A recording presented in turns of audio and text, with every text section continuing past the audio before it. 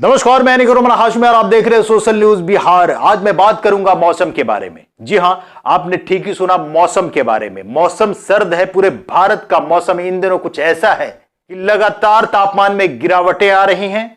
कहीं तेज हवाओं का माहौल है तो कहीं कोहरों से सड़कें पटी हैं। लोगों को काफी दिक्कतों का सामना करना पड़ता है और सभी लोगों को मालूम है कि दिसंबर और जनवरी का महीना जो होता है हमारे भारत में, वो यकीनन ठंड का महीना होता है और इसमें कामकाज थोड़ी सुस्त हो जाती है। लेकिन आज मैं जिस मौसम की बात करने जा रहा हूं वो हकीकत में इस मौसम से अलग है। वो मौसम है देश में सत्ता लाने का मौसम। वो मौसम है सियासी मौसम। 2024 में चुनाव आने वाले हैं। ये तमाम लोगों को पता है कि 2024 जो आने वाला है उसमें देश में चुनाव होने वाले हैं।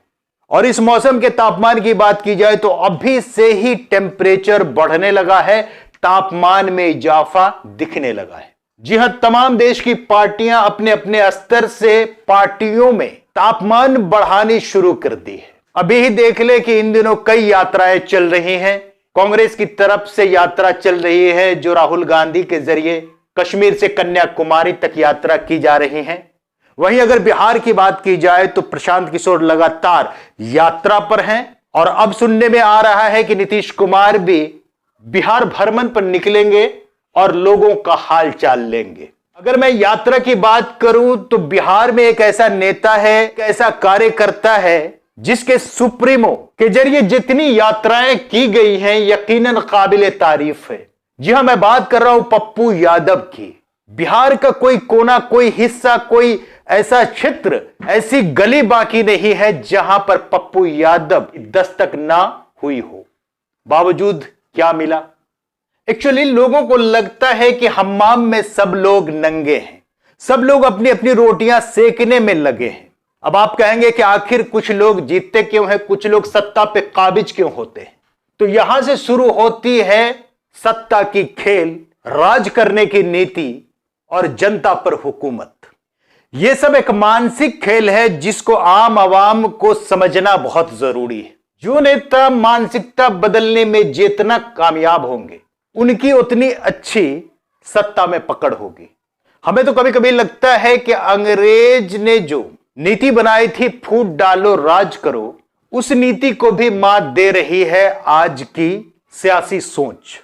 आज हमारा समाज मानसिक शोषण का शिकार हो रहा है। जी हां, मैं बता दूं कि मानसिक शोषण क्या है। कभी धर्म के आड़ में, कभी जाति के आड़ में, कभी किसी को जेल भेजने के आड़ में, किसी को छुड़ाने के आड़ में, किसी के पैसों के आड़ में, रसूख के आड़ में हम मानसिक शोषित ना हो। लालू प्रसाद ने कहा था कि हमने मानसिक आजादी दिलाई। अब सवाल यह उठता है कि मानसिक आजादी की गरिमा को हम समझने वाले हो जाएं, लोकतंत्र की गरिमा को समझने वाले हो जाएं, संविधान को समझने वाले हो जाएं। हमें लोभ, लालच और स्वार्थ की भावना त्यागनी होगी, तभी हम समाज और देश का कल्याण कर पाएंगे।